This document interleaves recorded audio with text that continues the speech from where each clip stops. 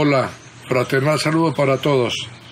En este viernes de la Semana Mayor, Viernes Santo, Viernes de Pasión, estamos con nuestra tarea que nos impusimos desde el principio de la epidemia, de hacer acto de presencia por este medio, aunque por supuesto hay predicadores, por cierto muy buenos, invitados en cada ocasión. Antes del que se encarga del asunto hoy, yo quiero referirme a este día principalmente para recordar un par de lecturas de mi juventud de dos famosos premios Nobel de literatura. Los relatos tienen que ver, por supuesto, con las Sagradas Escrituras, porque en Mateo 27:15 se nos habla de que cuando Jesús es llevado ante Pilato, él, queriendo soltarlo, pidió que le trajeran a Barrabás, un hombre que estaba acusado de todos los delitos posibles. Se dice que era uno de los que estaban en contra del Imperio Romano, en un grupo que se reunía en las afueras de Jerusalén, dentro de las cavernas. Y Barrabás era condenado a muerte, seguramente por sus delitos, por sus crímenes. Y Pilato coloca a Jesús y a Barrabás porque tiene que amnistiar un preso con motivo de la Pascua. Y les dice, ¿a quién quiere que le suelte? ¿A Barrabás o a Jesús? Y la gente inmediatamente, sin pasión, dice, ¡suelte a Barrabás! ¿Y qué hago con Jesús? ¡Crucifícalo! Y por supuesto, el procurador atiende la voz del pueblo.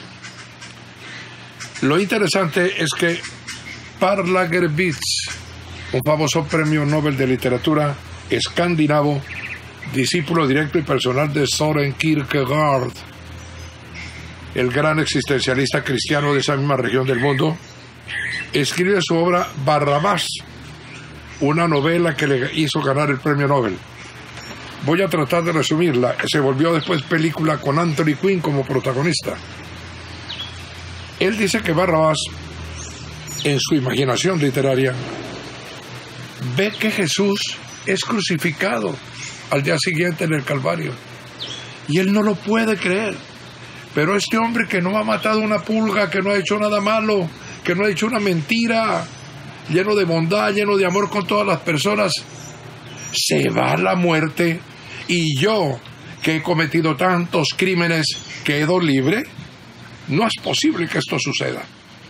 Cuando Jesús expira, Barrabás se va por las tabernas de Jerusalén en la novela de Lagervitz, tomando vino y sidra, dándose golpes de pecho, y recorre la ciudad tirando los odres contra las murallas y gritando, ¡Él murió por mí! ¡Él murió por mí! ¡Él murió por mí!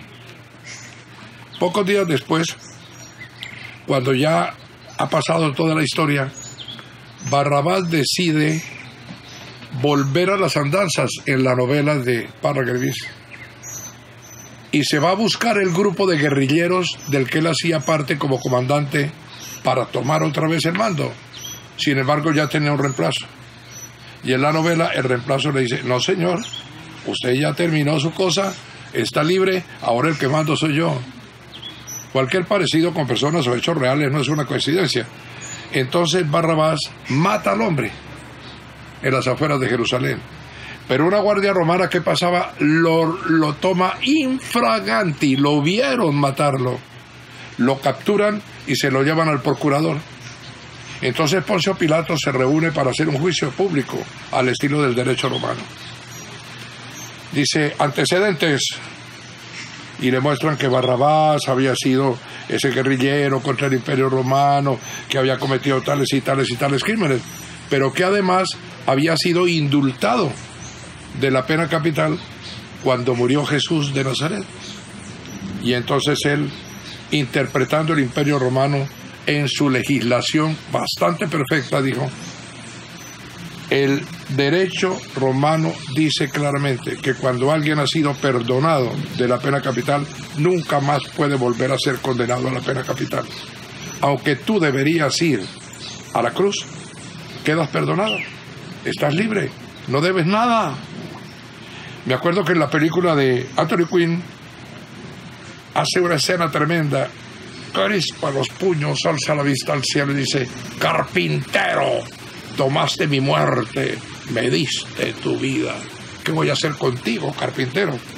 En el relato precioso de Lagerbees, bastante existencialista por cierto, Barrabás termina en Roma y por supuesto participa en el incendio de la ciudad, etcétera. Se vuelve predicador del evangelio y finalmente los leones lo devoran en el circo romano.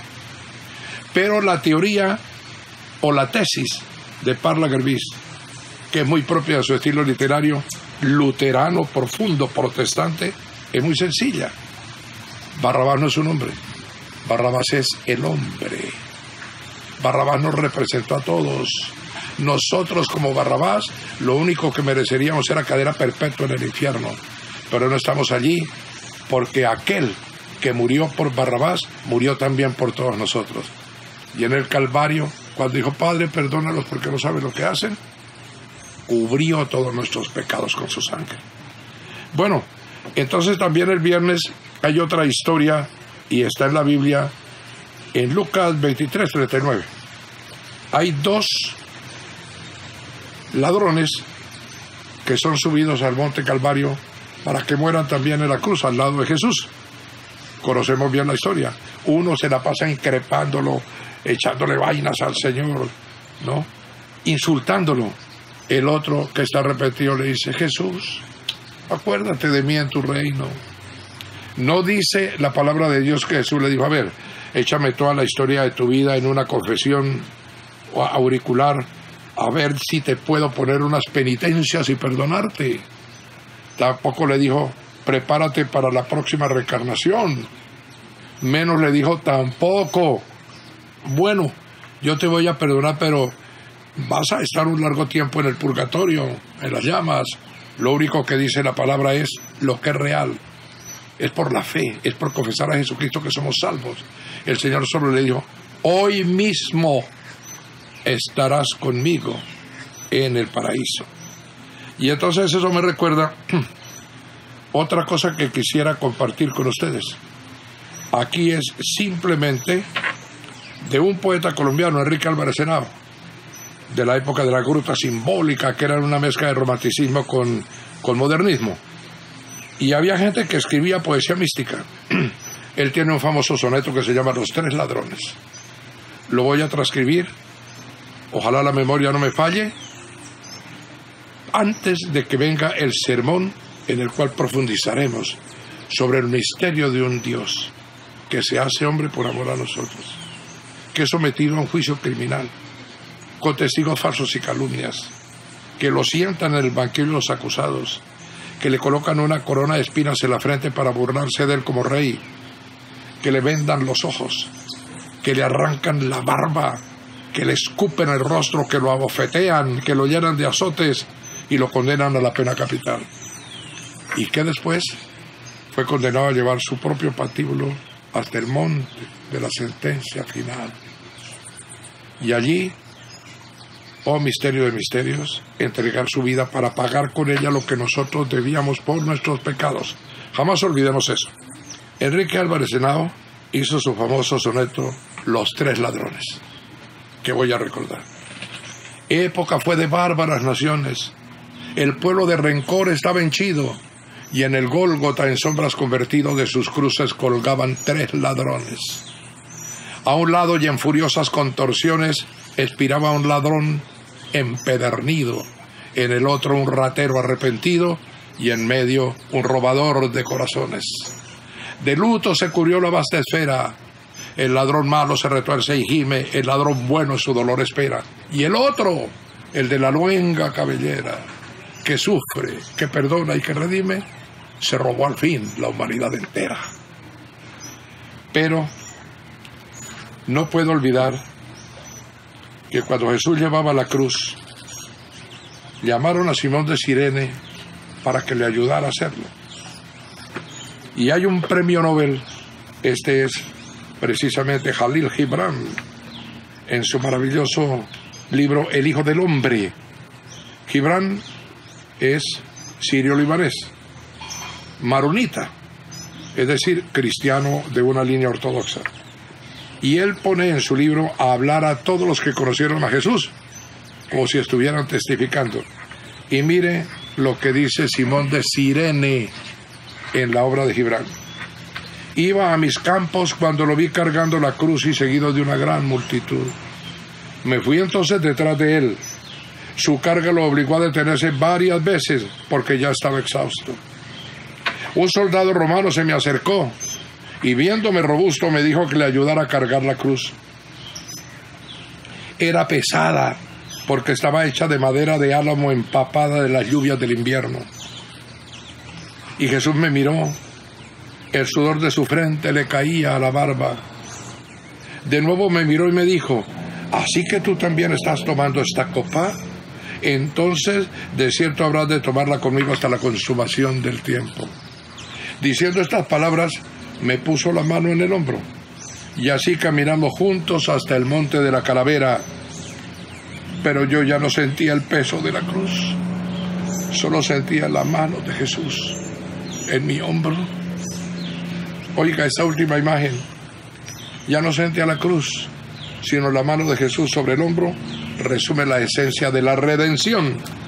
Quien se entrega a Jesucristo descansa del peso de su cruz personal, pues el Hijo del Hombre cayó en la desgracia, llamándola de alguna manera, de cargar en su cruz las cruces de todos los hombres. Dicho metafóricamente, Jesucristo fue el cireneo de todos nosotros. Así que atendamos al apóstol Pedro cuando dice: descargue toda su ansiedad sobre él, porque ya estaba profetizado que él en la cruz cargó todos nuestros pecados. Y recuerden, cuando él es izado en el Calvario, sus pies no tocan tierra. Lo que está en tierra es la cruz. Él está suspendido en el espacio como un puente de comunicación entre el cielo y la tierra. Honremos este día ratificando nuestra fe en aquel que nos dio redención para siempre. Muchas gracias a todos y hasta la próxima oportunidad.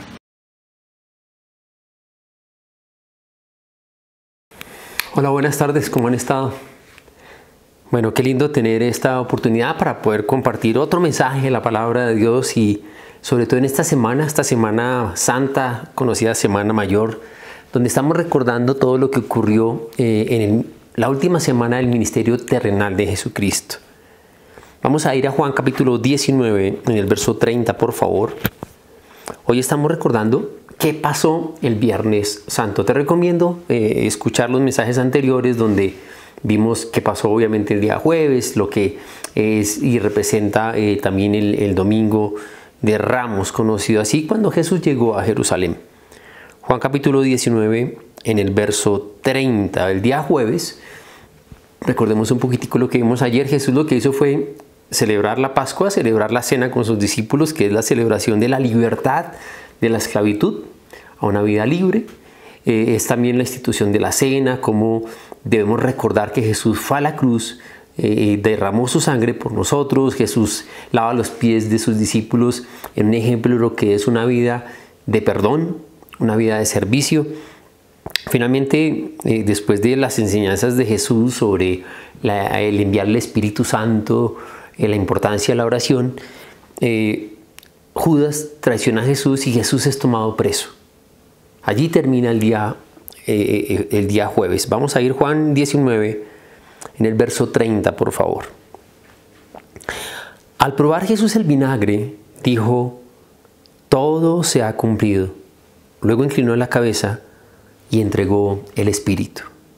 Padre, queremos darte gracias. Es un lindo momento donde nos podemos reunir. Jesús, gracias porque hoy podemos recordar todo lo que implica tu muerte en la cruz por nosotros.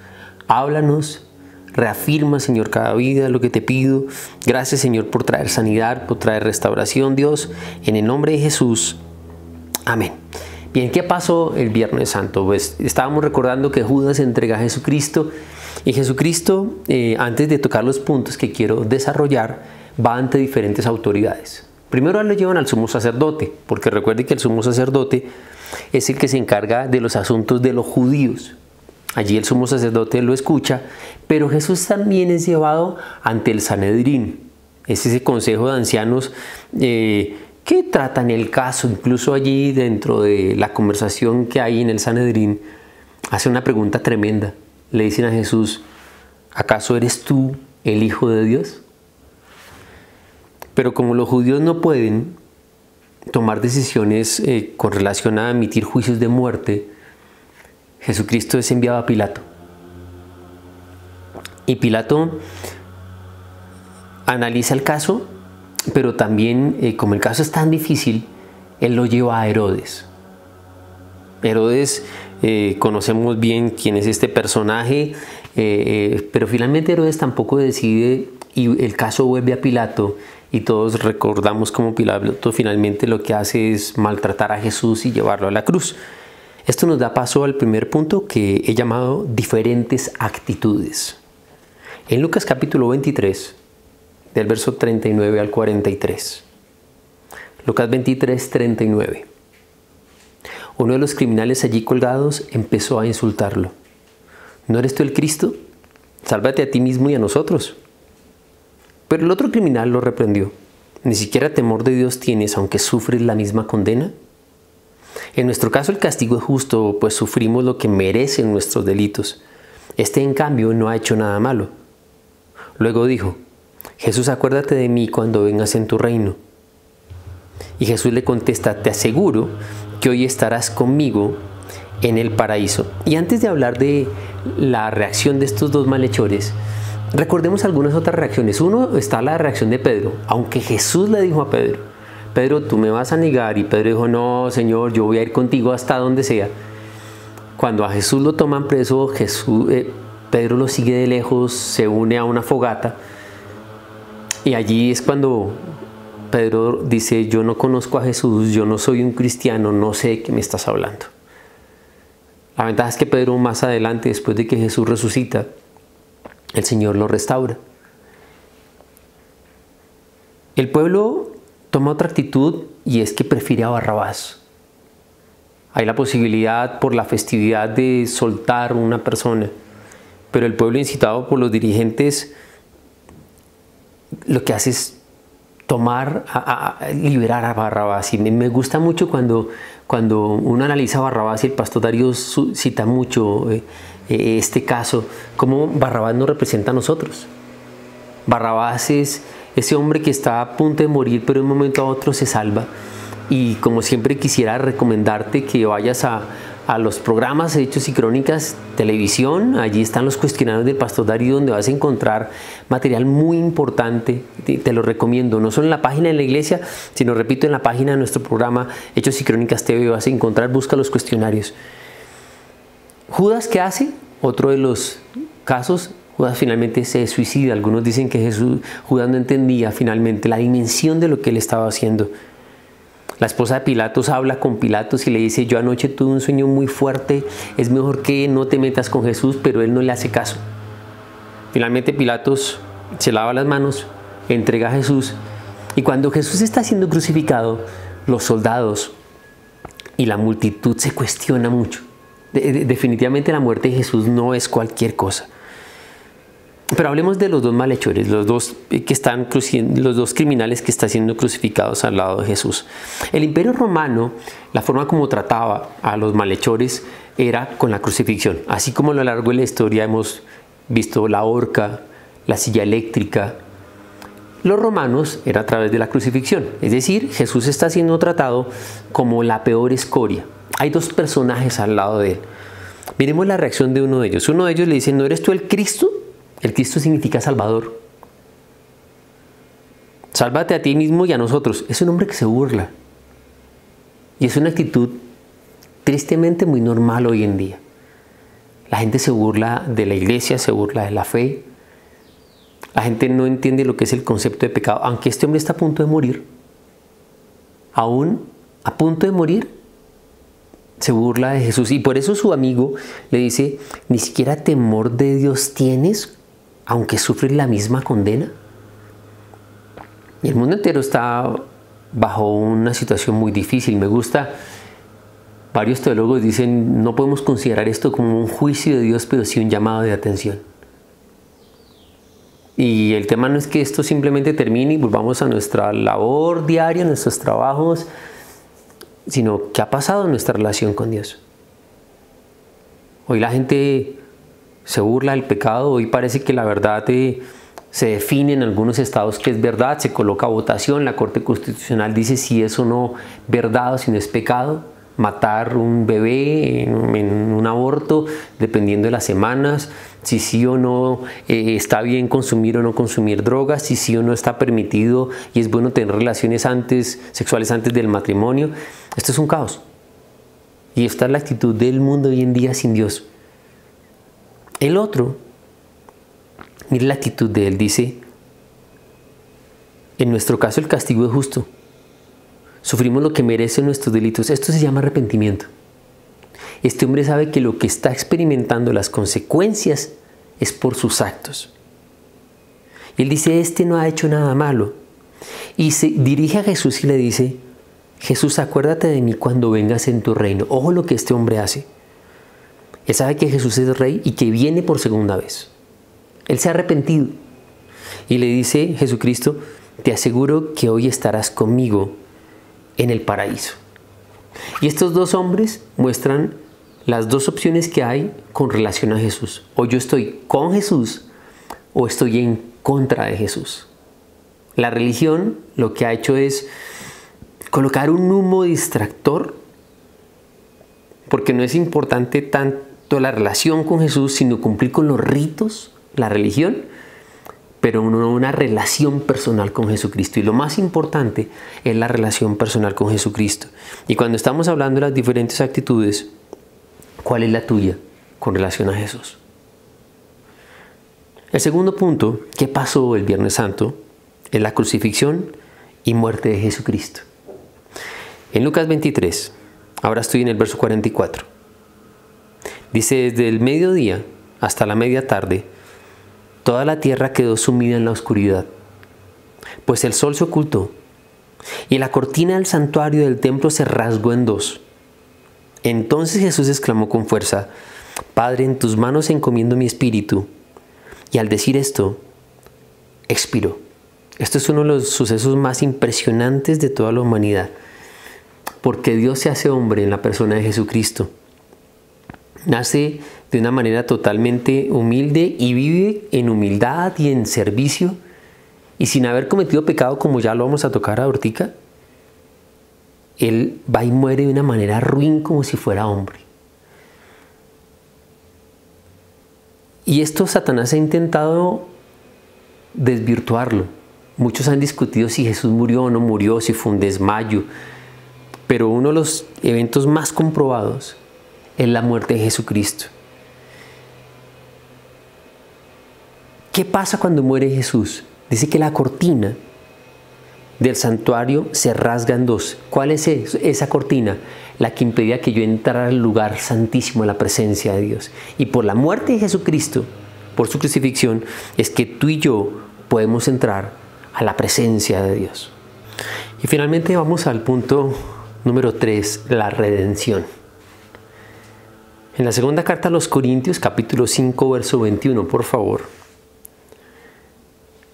Segunda de Corintios 5, 21 dice, al que no cometió pecado alguno, por nosotros Dios lo trató como pecador, para que en él recibiéramos la justicia de Dios. Quiero leer el mismo texto en otra versión, la traducción al lenguaje actual. Dice, Cristo nunca pecó, pero Dios lo trató como si hubiera pecado para declararnos inocentes por medio de Jesucristo. Y este es el evento central del viernes de Semana Santa, el viernes de resurrección, la redención. Mira que hay algo muy importante. Primero, Jesús nunca cometió pecado. Él fue tentado absolutamente en todo como tú y como yo. Esto quiere decir que Él nos entiende. Él no fue un ángel, como también durante mucho tiempo se discutió si Jesús realmente fue un verdadero humano. Algunos decían que no podía ser un humano, sino que simplemente era un ángel. Y mira que lo que tocábamos en el punto anterior, el hecho de que Jesús muriera de que cuando los soldados llegaron y vieron que él ya estaba muerto, porque y vas a ver en toda esta época hay muchos estudios de cómo muere un crucificado, muere por asfixia, y si no había muerto después de bajarlo a la cruz, le rompían las piernas para acelerar así un paro cardiorrespiratorio. Pero cuando los soldados llegan, él ve que ya está muerto. O sea, la muerte de Jesús representa que Jesús es verdadero hombre, es verdadero Dios, pero es verdadero hombre. Y él como hombre fue tentado, pero Jesús no peca.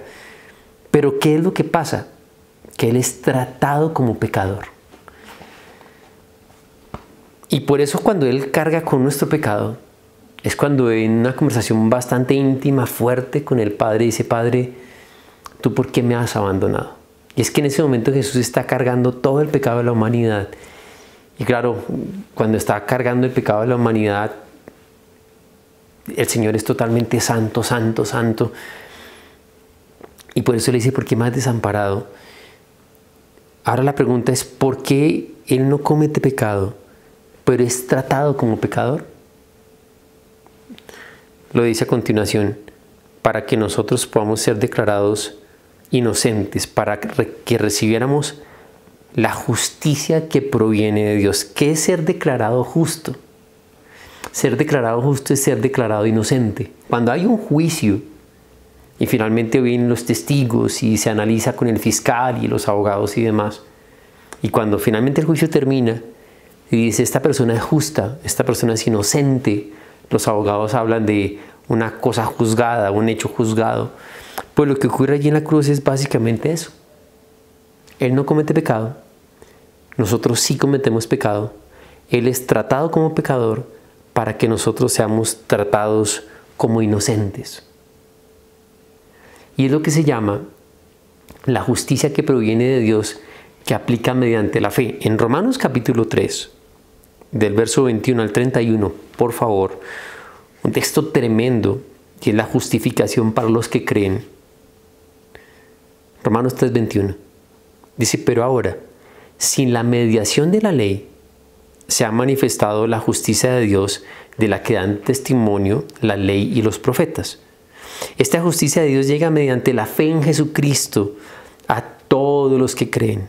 De hecho, no hay distinción, pues todos han pecado y están privados de la gloria de Dios. Pero por su gracia son justificados, lo que habla ahorita, la justificación, ser declarado inocente, gratuitamente mediante la redención que Cristo Jesús efectuó. Este es un hecho cumplido, la redención ya aplicó, ya se hizo. Dios lo ofreció como sacrificio de expiación que se recibe por la fe en su sangre para así demostrar su justicia. Anteriormente, en su paciencia, Dios había pasado por alto los pecados, pero en el tiempo presente ha ofrecido a Jesucristo para manifestar su justicia.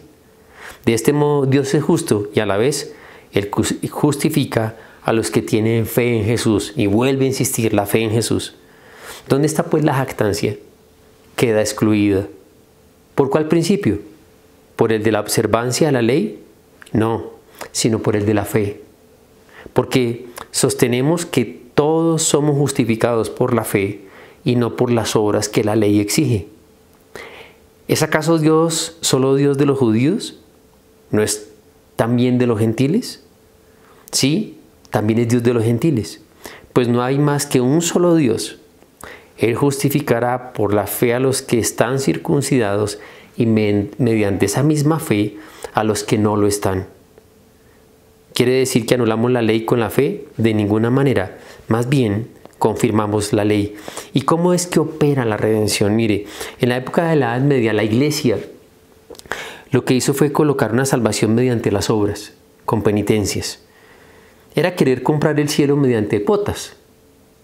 Y sí, se reconoce el sacrificio de Jesús en la cruz, pero de alguna manera se decía que el sacrificio no era suficiente y que mediante obras penitencias el hombre tenía que cumplir la cuota que no estaba finalmente cubierta. Esto no es lo que dice la Biblia.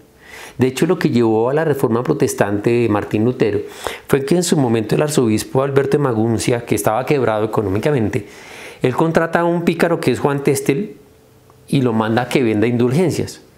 Y qué bueno que revise la historia de Martín Lutero, hay películas y libros muy buenos al respecto.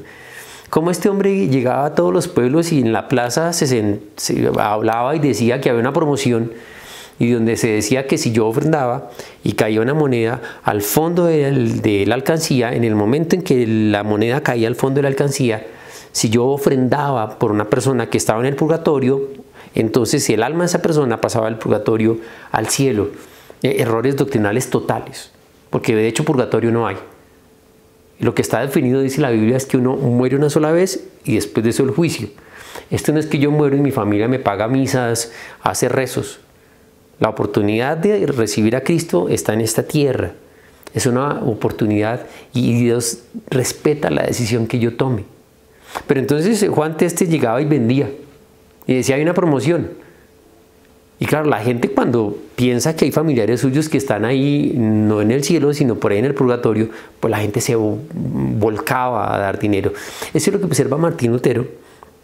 Y cuando Martín Lutero ve ese espectáculo, él siendo un monje, él confronta lo que ve con la lectura de la Biblia y dice: esto no coincide.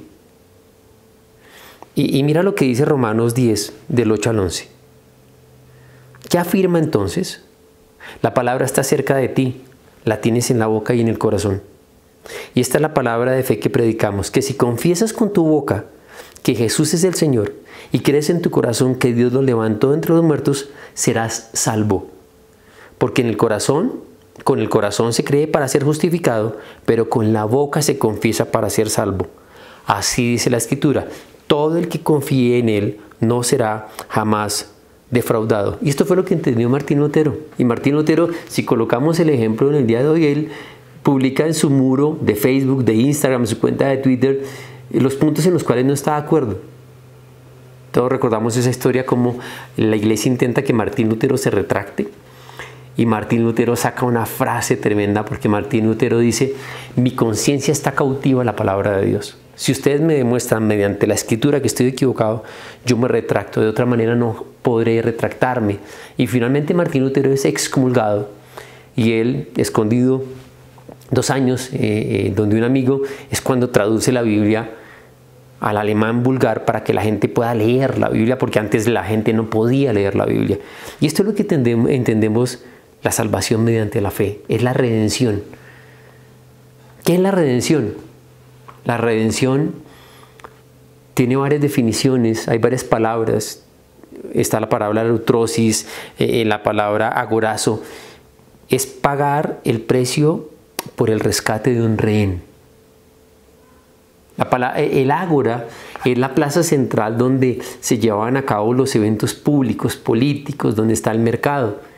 Y cuando uno compraba un esclavo en el ágora, y cuando es como cuando hay un remate, el del martillo, cuando dice 1, 2, 3, vendido a tal persona, y hace caer el martillo, decía agorazo, ¿cierto? El prefijo a es sin, ateo, teos Dios, ateo sin Dios. Agorazo es la persona que estaba en el ágora, ya no está en el ágora. De hecho hay otra palabra que es exagorazo, y es sacar del ágora. Pero ¿qué es lo importante de la redención? Es que cuando se saca, nunca más vuelve a ser colocada en venta como esclavo. Esa es la redención. Es que el Señor pagó el precio por ti y por mí. El precio es la sangre de Jesús para sacarme de la esclavitud, para llevarme a una vida, una vida nueva ahora. Eso es lo que celebramos hoy viernes de Semana Santa. Y quiero terminar leyendo Isaías en el capítulo 53, por favor. Este profeta tremendo, que se dice junto con el libro de Romanos, así como Isaías en el Antiguo Testamento es ese libro mesiánico por excelencia, el libro de Romanos también es la declaración y la explicación de Pablo a todo lo que ocurre con Jesús, cómo la salvación llega por fe. Isaías capítulo 53 dice: ¿quién ha creído nuestro mensaje y a quién se le ha revelado el poder del Señor? Creció en su presencia como vástago tierno, como raíz de tierra seca. No había en él belleza ni majestad alguna. Las películas normalmente muestran a Jesús siendo, dirán las niñas, un hombre muy atractivo. Y aquí parece que no. Su aspecto no era atractivo y nada en su apariencia lo hacía deseable. Lo atractivo de Jesús era otra cosa, era su amor, su sabiduría. despreciado y rechazado por los hombres. ¿Te ha pasado? Jesús te entiende.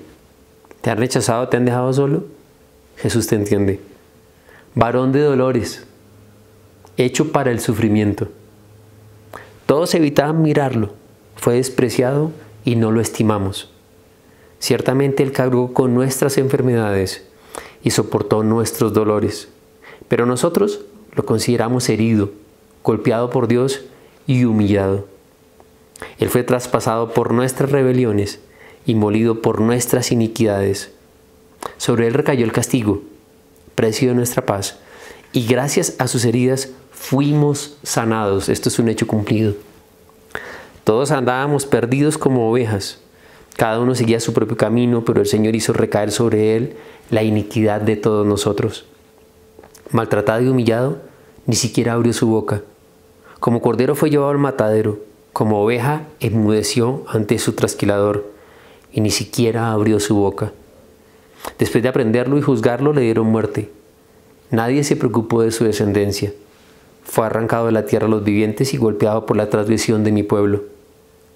Se le asignó un sepulcro con los malvados, y murió entre los malhechores, aunque nunca cometió violencia alguna, ni hubo engaño en su boca. Pero el Señor quiso quebrantarlo y hacerlo sufrir, y como Él ofreció su vida en expiación, verá su descendencia y prolongará sus días y llevará a cabo la voluntad del Señor. Después de su sufrimiento, verá la luz y quedará satisfecho. Por su conocimiento mi siervo justo justificará a muchos y cargará con las iniquidades de ellos. Por lo tanto, le daré un puesto entre los grandes y repartiré el botín con los fuertes, porque derramó su vida hasta la muerte y fue contado entre los transgresores. Cargó con el pecado de muchos e intercedió por los pecadores. Y este texto de Isaías es una profecía de lo que acabamos de analizar ocurrió con Jesucristo. Esto es lo que celebramos hoy, viernes de Semana Santa. Y quiero orar, pero me gustaría preguntarte si ya has hecho una oración entregándole tu vida a Jesucristo. No te estoy preguntando en qué iglesia te congregas, si haces buenas obras. No es eso. Te estoy preguntando, y ese texto de Romanos decía que si yo confieso con mi boca que Jesús es el Señor, creyendo en mi corazón que el Señor lo levantó entre los muertos, yo seré salvo. ¿Crees en Jesús? ¿Le has entregado tu vida a Él? Hoy podemos hacerlo, y es a través de una sencilla oración. Y quiero que allí donde estés, si puedes, cierra tus ojos, ora de una manera y mentalmente, en voz baja. Si hay gente que te está acompañando, qué bonito poderte acompañar hacia la oración juntos. Y vamos a repetir así. Señor Jesucristo, yo confieso con mi boca, creyendo en mi corazón, que tú eres el Hijo de Dios, que tú moriste en la cruz y resucitaste al tercer día, derramaste tu sangre para perdonar mis pecados. Abro mi corazón y te recibo como mi Señor y mi Salvador. Gracias por perdonarme, por salvarme, por darme libertad. En el nombre de Jesús. Amén. Bien, y si has hecho esta oración, queremos felicitarte y nos gustaría poder contactarnos contigo. ¿Qué puedes hacer? Vas a la página www.casarroca.org y allí vas a encontrar un botón que dice Soy Nuevo. Nos gustaría que allí colocaras tus datos para poderte llamar, poder orar por ti y poder ayudarte en lo que tú necesites. Igualmente, recordarles que la iglesia tiene diferentes grupos, hombres, mujeres, casados, grupos para jóvenes, para ejecutivos empresarios, años dorados, y nos gustaría ser que tú fueras parte de un grupo de estos. Si no lo has hecho, por favor, contáctate con nosotros a los correos, a los teléfonos de la iglesia y te vamos a contactar también para poder vincularte allí. Ya para terminar, pues faltan algunas cosas, pero recordarte la importancia de honrar al Señor con nuestros diezmos y nuestras ofrendas. Allí vas a encontrar también una manera como puedes hacerlo. Y hoy viernes, así como lo hicimos ayer jueves, porque es Semana Santa, es un tiempo muy especial. No sé si los cogí por sorpresa, si los tomé por sorpresa, pero pero qué lindo poder también tomar la cena del Señor. El domingo también vamos a hacerlo. El domingo tendremos un mensaje muy en especial, vamos a tener un domingo de resurrección y en esta oportunidad todas las iglesias Casa sobre la Roca de todo el mundo, las de Panamá, la iglesia de Panamá, las iglesias de Estados Unidos, de España y todas las de Colombia, vamos a estar unidos en una sola transmisión. En el domingo de resurrección estará el pastor Darío, así que qué bueno que te puedas conectar también allí. Y vamos a tomar la cena, así que lo expliqué ayer. Que estés preparado los días domingo, tomar la cena del Señor. Ojalá que sea obviamente el hombre en la casa, el esposo. Si no estás ahí, si no hay un hombre en la casa, que puedan hacerlo con un pedazo de pan, pueden hacerlo con un vino, con un jugo. Lo importante es que estamos recordando lo que Jesús hizo por nosotros allí en la cruz. Así que si tú tienes allí el pan y el vino, es poder recordar, como ayer recordábamos, que Jesús fue a la cruz por nosotros y que es un acto que nosotros hacemos donde nos evaluamos a nosotros mismos, nos examinamos a nosotros mismos, donde le pedimos perdón al Señor, donde perdonamos a las personas que nos han ofendido. Y ayer recordaba algo que fue muy fuerte, y es como el Señor derrama fortaleza, vida y sanidad. Si están listos, si no, pues después lo hacen. Yo recibí del Señor lo mismo que les transmití a ustedes, que el Señor Jesús, la noche que fue traicionado, tomó pan, y después de dar gracias lo partió y dijo: este pan es mi cuerpo que por ustedes entrego. Hagan esto en memoria de mí. De la misma manera, después de cenar, tomó la copa y dijo: esta copa es el nuevo pacto en mi sangre. Hagan esto cada vez que beban de ella en memoria de mí. Porque cada vez que comen este pan y beben de esta copa, proclaman la muerte del Señor hasta que Él venga. Y Señor, queremos darte gracias. Gracias porque allí en familia, en casa, se puede celebrar también contigo. Creemos que hay una presencia espiritual real tuya en medio de la cena, donde con un pan, un vino, un jugo, son simplemente elementos físicos que nos acuerdan a nosotros que tú fuiste a la cruz, derramaste tu sangre, tu cuerpo fue allí colgado, abofeteado. Y al tomar esta cena es de hacerlo por ti, Jesús, diciéndote gracias por perdonarnos, gracias porque vendrás en una segunda oportunidad. Bendecimos este pan y este vino. Y yo te doy gracias por cada familia que está ahí.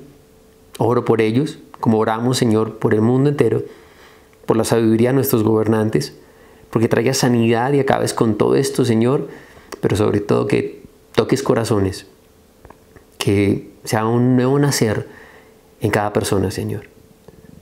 Gracias te damos por estos días, Dios, en el nombre de Jesús. Amén y amén.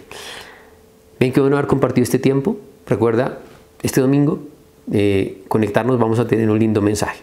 Un abrazo, los amo mucho. He visto el dolor acercarse a mí, causarme heridas, golpearme así, y hasta llegué a preguntarme, ¿dónde estabas tú? He hecho preguntas en mi aflicción, buscando respuestas sin contestación, y hasta dudé por instantes de tu compasión. Y aprendí que en la vida todo tiene un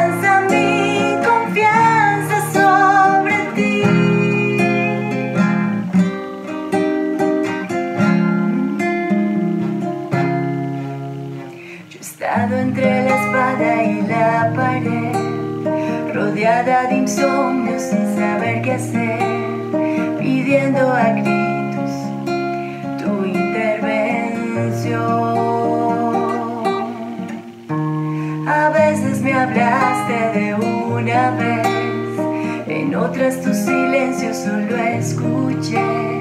Qué interesante.